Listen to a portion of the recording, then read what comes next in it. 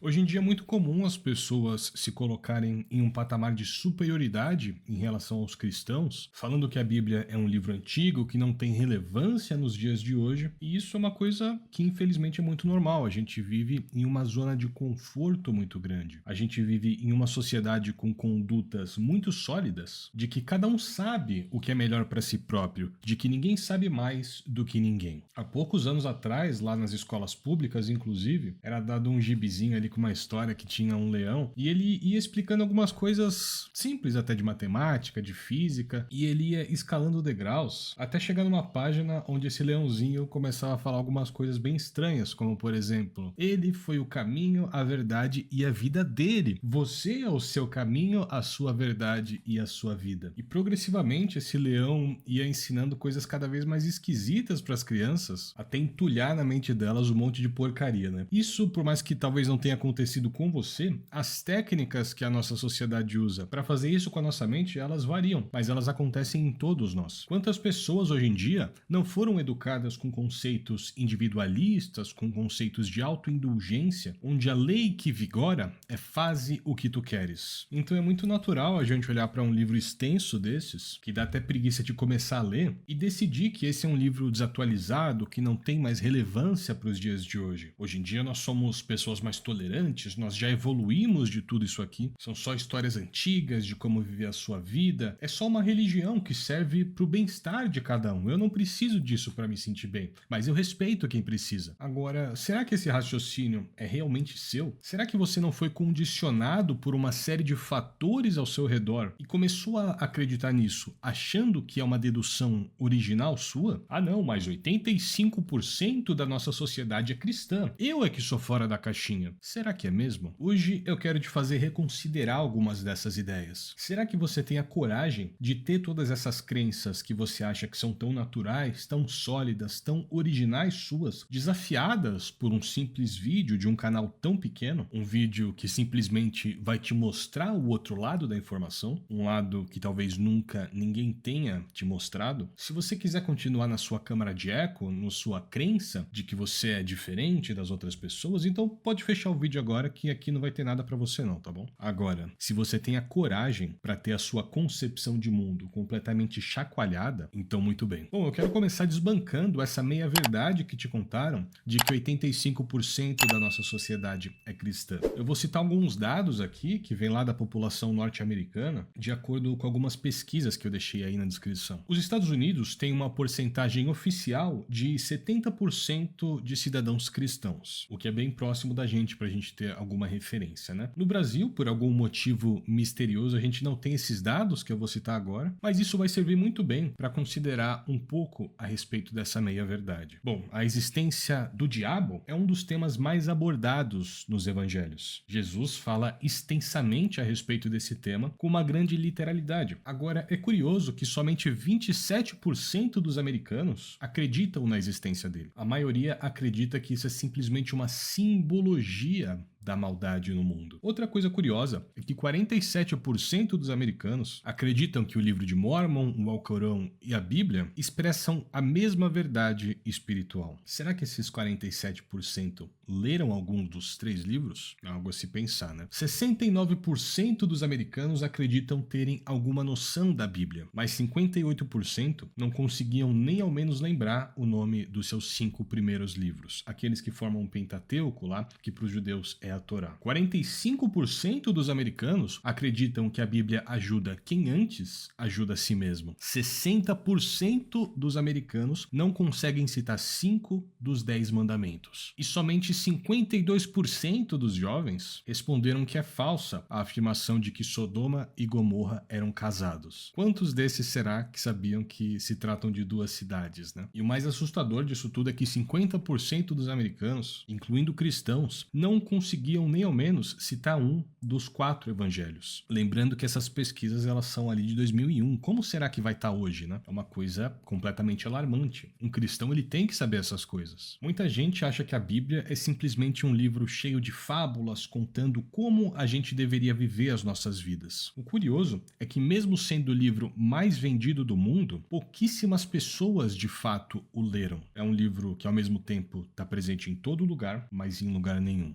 Agora, por que isso é tão importante? Bom, um cristão precisa, acima de tudo, amar a Jesus. Lá em João 14:21, ele diz o seguinte: aquele que tem os meus mandamentos e os guarda, esse é o que me ama. Agora, como a gente pode amar alguém que a gente não conhece? Se dizer cristão não torna alguém cristão. Se dizer cristão é uma posição de conforto, é ter uma resposta para quando alguém pergunta: qual é a sua religião? Agora, de todos esses 80% de brasileiros que se declaram cristãos nesses censos, quantos será que buscam Jesus de fato no seu dia a dia? Porque no mundo de hoje, de ontem e de amanhã, essa é uma posição que nunca foi confortável. Ser cristão de verdade é um grande desafio em qualquer sociedade. É como se todo mundo tivesse acorrentado um ao outro dentro de uma caverna. A gente não pode olhar para trás, a gente só pode olhar para frente, onde está o fundo dessa caverna. Atrás dos prisioneiros tem uma fogueira separada por uma parede baixa. Atrás dessa parede passam pessoas carregando objetos ali, homens, árvores, animais. Só que eles se movem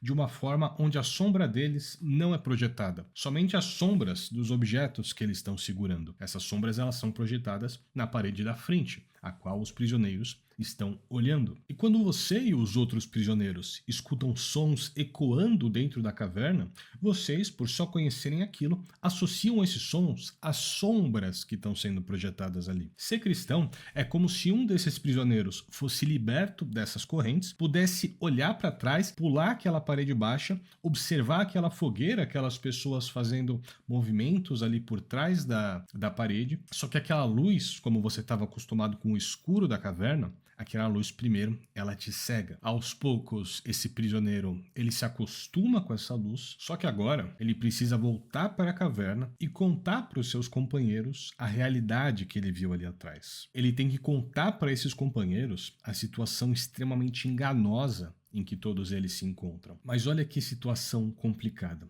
Os seus olhos, que estavam acostumados com a luz, agora na escuridão, eles ficam cegos. Os outros prisioneiros, ao verem isso e todas as coisas esquisitas que ele está falando, concluem que o ato de sair da caverna tinha causado graves danos psicológicos a esse companheiro. E que, portanto, ninguém nunca mais deveria sair de lá. Se eles pudessem, inclusive, eles matariam qualquer um que tentasse tirá-los daquela ilusão. Por quê? Porque a mentira nos aprisiona, mas a verdade nos liberta. E o que é a Bíblia? Ela é um conjunto de livros que contam para os prisioneiros dessa caverna: 1. Porque eles estão lá em primeiro lugar. 2. O que realmente aconteceu ali dentro desde o começo, o que está acontecendo e o que vai acontecer, inclusive com conhecimentos ricos em todas as esferas para enriquecer a vida ali dentro enquanto eles estão nessa condição de presidiário. E 3. Todos esses prisioneiros, eles são amados. Eles são muito amados. Você é amado. Jesus te ama, viu? Ele entrou nessa caverna como prisioneiro. Ele foi morto ali dentro da forma mais cruel possível para que os prisioneiros que creram nele possam sair daquela caverna e esquecer todo o sofrimento ali dentro. Esquecer toda a escravidão, toda a humilhação, tudo isso. Falando sem metáforas agora, antes de eu falar por que de fato esse livro é relevante hoje em dia, primeiro eu quero te falar um pouco sobre o que está de fato dentro dele. Talvez ninguém nunca tenha te contado. Eu não vou falar detalhadamente, é só um esboço para você saber, tá bom? A gente começa ali na Era da Inocência, que narra um período distante, lá do início da nossa dimensão. Ele narra como o mundo era ideal em tudo, aparentemente primitivo ainda, mas o mundo ideal. Depois a gente entra na Era da Consciência. Os habitantes desse mundo ideal violaram a única regra que eles tinham. E agora, por causa desse erro que eles cometeram, tudo o que existe é contaminado. A natureza se deforma, a dor, o sofrimento surgem, tudo ainda é muito bonito, mas é um eco. Carrega uma leve semelhança do que aquilo tudo foi um dia. Esses habitantes, agora expulsos para o leste, começam a se procriar, mas junto com cada procriação, a contaminação se multiplica, o pecado se multiplica, a maldade, a crueldade, e tudo isso toma uma proporção tão grande, mas tão grande, que só sobram 8 pessoas moralmente puras no mundo inteiro. Nesse momento a gente tem uma interferência divina. Toda aquela maldade é extirpada do mundo. Só essas 8 pessoas boas são de fato preservadas. Agora elas estão em paz. Não existe mais maldade. Mas será que isso deu certo? Não. A maldade continua a se multiplicar, mostrando que para de fato purificar o ser humano, algo mais é necessário. A partir desse ponto a gente tem um zoom, entra a era dos patriarcas. Ela conta a história de uma linhagem na qual Deus se revela, ele faz uma aliança, não por uma preferência, mas é porque por meio dessa linhagem Deus traria a salvação de todos os povos da terra. A gente não sabe exatamente o que está acontecendo com as outras pessoas, com os outros povos, porque a partir dessa parte a gente tem um zoom. O pouco que a gente sabe a respeito desses outros povos são menções ali pontuais, são interações que eles têm com essa linhagem, mas o pouco que a gente sabe, dá para ver que eles não são escolhidos por preferência coisa nenhuma, eles não têm um tratamento especial. E é importante lembrar disso, porque essa linhagem ela vai ser acompanhada até o final do livro, basicamente. Bom, com essa descendência, a gente sai da era dos patriarcas e entra na era da lei, uma era onde Deus distribui progressivamente algumas leis para esse povo dessa linhagem, só que é curioso que eles não só falham absurdamente em seguir essas poucas regras, como eles pervertem essas leis e criam tradições totalmente próprias ali da própria cabeça, levando esse povo a exílios e juízos divinos, mostrando assim que com o mundo contaminado pelo pecado, não deu certo neutralizar as pessoas más e deixar só as pessoas boas, não deu certo interferir diretamente em um povo humilde, libertar milagrosamente esse povo da sua condição de escravos e dar diretamente leis para eles cumprirem. Isso também não adiantou, porque a raiz desse mal ela é mais profunda do que parece. Então a gente vai acompanhando aí os acontecimentos na história desse povo, até que chega o momento onde Deus traz o seu filho, o seu único filho, a quem ele ama, para de fato ser sacrificado, para expiar todos os pecados e de fato limpar a maldade do interior das pessoas que creem de fato nele, para que por meio dele essas pessoas elas possam serem feitas filhos de Deus. É importante lembrar que elas não são totalmente purificadas por si mesmas, mas elas precisam estar com os olhos fitos nesse Salvador para que ele mostre a essas pessoas o caminho, para que elas sejam purificadas progressivamente em suas vidas. Uma característica da Era da Graça é que a lei agora ela não está mais escrita em uma tábua de pedra, mas ela está escrita no coração dessas pessoas. E a partir desse ponto a gente tem uma reviravolta nesse livro, não daqui para frente, mas também daqui para trás. Por quê? Bom, nessa era, que é a era que nós estamos, inclusive, Jesus ensina aos seus discípulos muitas coisas, mas algumas delas são que toda essa linhagem, toda essa história que foi apresentada até esse ponto foi uma preparação para a vinda dele. E todos esses textos antigos trazem diversas menções a ele, apontando para ele que estavam ocultas, mas que agora foram reveladas. E isso está presente em todo lugar. Relendo agora tudo o que já passou, é como se a gente tivesse várias vilas, várias pequenas vilas aqui em todo lugar, só que aparecem estradas nessas vilas que levam a uma capital, que antes os moradores dessas vilas não sabiam que existia. Agora, será que esse cara tá falando a verdade? Ou será que ele é um louco que por meio da sua loucura enganou muita gente? Para que as pessoas do futuro vissem que ele de fato estava falando a verdade, ele deixou algumas profecias. Dentre elas, uma muito curiosa em que o templo, o grandioso templo de Jerusalém, seria completamente destruído. Isso aconteceu? Sim, aconteceu lá no ano 70 depois de Cristo, algumas décadas depois da vida dele. Essa não é a única profecia dele que se cumpriu, mas é uma que já mostra que ele não estava de brincadeira. E a Bíblia tem diversas profecias já cumpridas. Muitas vezes dizem que a gente fica jogando sempre para o futuro, né? Mas isso não é verdade. A Bíblia tem muitas profecias que já foram cumpridas. Eu deixei no card aqui um vídeo meu a respeito disso, tá bom? Só ficou uma profecia para o futuro. E misteriosamente as pessoas ainda duvidam dela. Mas enfim, outra peculiaridade da Era da Graça é que Jesus já cantou a bola que esse sacrifício, mesmo sendo perfeito, ele não seria o que de fato tiraria o pecado do mundo, por mais que seja o que trouxe uma mudança mais sólida para todo mundo. Ora, por meio desse sacrifício, a gente tem hoje universidades, hospitais, escolas, caridade que foi inventada pelos discípulos desse mestre, Jesus. A caridade só é algo tão grande hoje em dia porque ela começou aqui. E tentam muitas vezes esconder isso da gente, mas isso é uma verdade. Basta você estudar a renascença carolíngia. Agora Jesus, entrando já na relevância, ele deu uma série de instruções para seus discípulos, abordando o passado, presente e futuro, com uma confluência que nunca foi antes vista na história. Então sim, de fato, esse livro ele tem instruções sobre como ter uma vida melhor, mas isso não cabe a nós, isso é um dom que vem dele, e ele explica muito bem isso, tá? Não é uma coisa simples que você lê ali, pronto, é isso?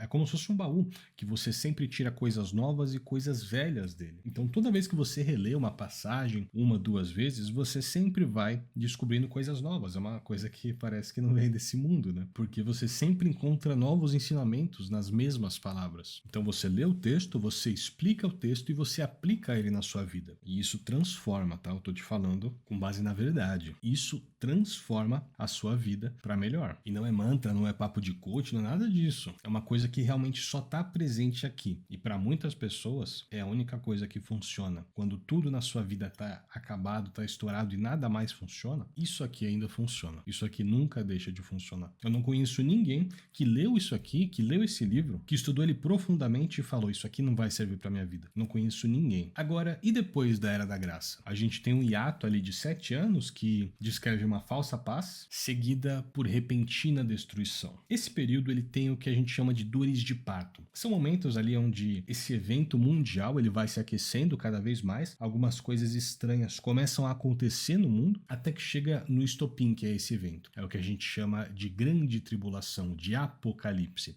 Apocalipse significa para longe da sombra, para longe do véu. É um tema bem complexo, cheio de códigos ali escondidos. Eu deixei aqui no card um vídeo meu falando a respeito disso. Eu não exauri completamente esse tema, mas já é o bastante para você ter uma noção. Agora, depois desse evento, a gente entra na Era do Milênio. Lembra lá atrás da Era da Inocência que a gente tinha um mundo ideal mais primitivo? Na Era do Milênio, a gente tem um mundo ideal, mais avançado, tecnológico, com tudo que a gente pensa que seria perfeito, que a gente tem isso dentro de nós, a gente vai ter nessa Era do Milênio. É uma era que Jesus ele vem pessoalmente e governa todo o planeta. Governa de uma forma realmente pura, da forma que deveria ser um governo que ajuda o povo, que traz prosperidade para esse povo, um governo realmente de qualidade. Um governo sem corrupção, sem palhaçada, com pessoas realmente idôneas em cada setor. É uma coisa que não é desse mundo, tá? É por isso que quando a gente muitas vezes briga defendendo o governo A, governo B, isso é uma grande palhaçada, é o que a gente chama de estratégia das tesouras. Tudo isso vai conduzir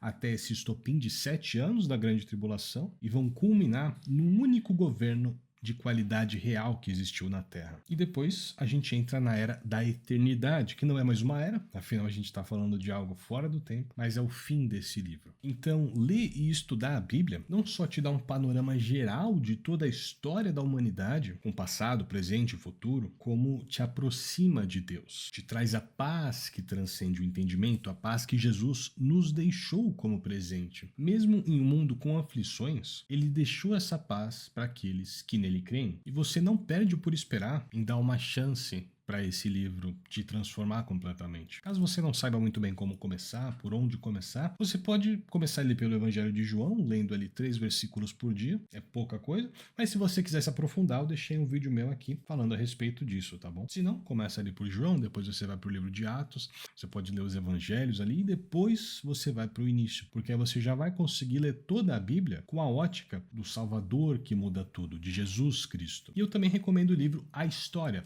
É um livro em formato de romance, que ele conta realmente a história da Bíblia de uma forma que traz entretenimento, uma forma ali mais simplificada, né, digamos assim. É muito legal esse livro. E por hoje é isso que eu tinha para dizer. Lembra de se inscrever no canal, deixar o like, compartilhar com alguém que duvide da relevância desse livro para os dias de hoje. Comenta aí alguma coisa também que você pensa acerca da Bíblia e que Deus te abençoe e até a próxima.